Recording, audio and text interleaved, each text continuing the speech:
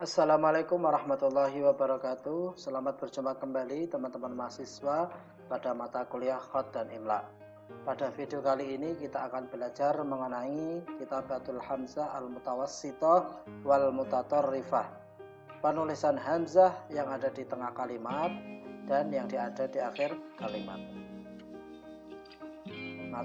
Materi kita ada dua, satu penulisan hamzah di tengah kalimat dan dua penulisan hamzah di akhir kalimat.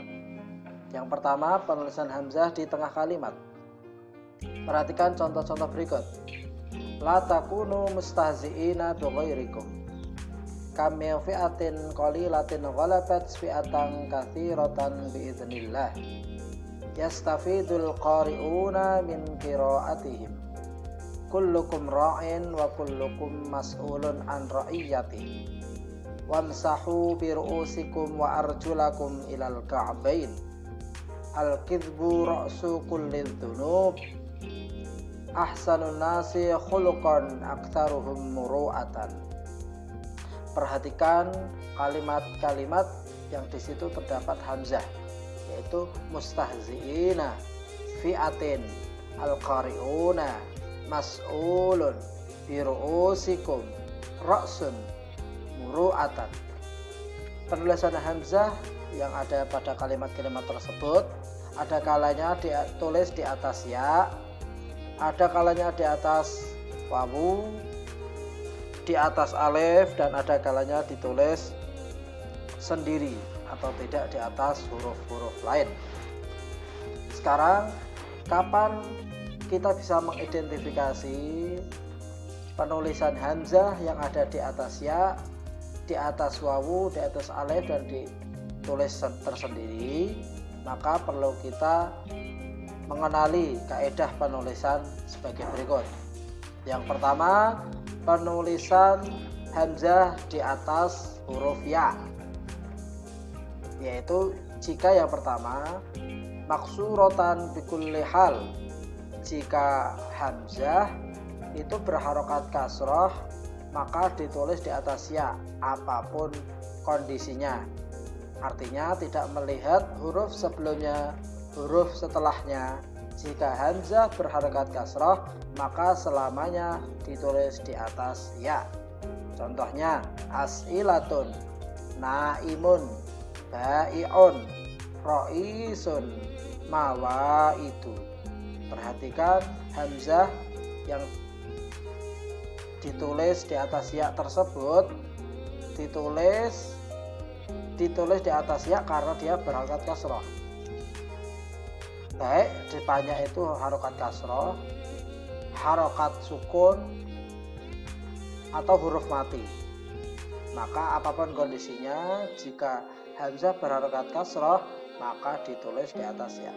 Yang kedua, hamzah ditulis di atas ya jika hamzah tersebut berharokat fathah, dhammah, atau berharokat sukun yang jatuh setelah harokat kasroh ataupun ya mati.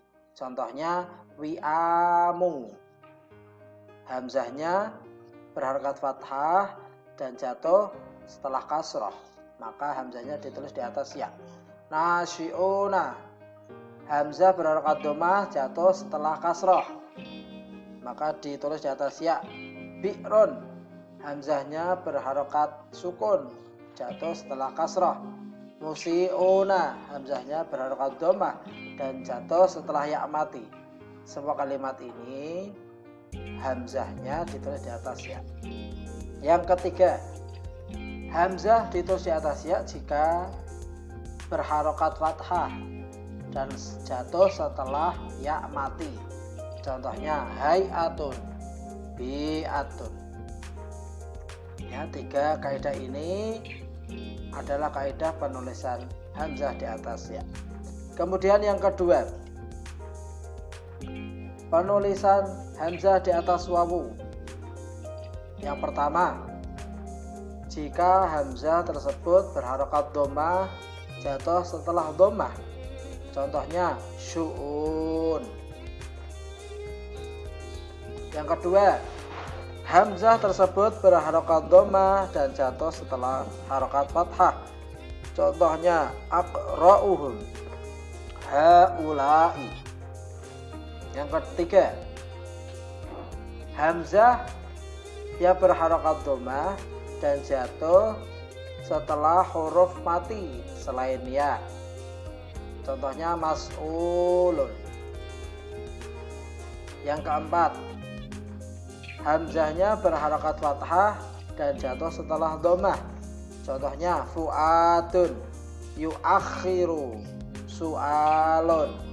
Dan yang kelima, hamzah ditulis di atas wawu jika hamzah tersebut berharokat mati dan jatuh setelah huruf yang berharokat dhammah. Contohnya mu'minuna, lu'lu'un. Kelima ini adalah kaidah untuk penulisan hamzah di atas wawu. Kaidah yang ketiga, hamzah ditulis di atas alif. Yang pertama, jika hamzah berharokat fathah dan jatuh setelah huruf mati. Contohnya mas'alatun. Yang kedua, jika hamzah berharokat fathah dan jatuh setelah fathah. Contohnya sa'ala. Dan yang ketiga, jika hamzah berharokat sukun dan jatuh setelah fathah. Contohnya fa'ron dan ra'sun. Yang keempat, hamzah yang ditulis tersendiri tidak ditulis di atas huruf lain. Jika satu, hamzah tersebut berharokat fathah dan jatuh setelah alif sukun. Contohnya yatasa'aluna. Jenis hamzah ini ditulis tersendiri. Yang kedua, jika hamzah berharokat fathah jatuh setelah wawu mati. Contohnya muru'atun. Dan yang ketiga, ditulis tersendiri jika hamzah jatuh sebelum alif tanwin nasab dan jatuh setelah huruf sukun selain ya mati.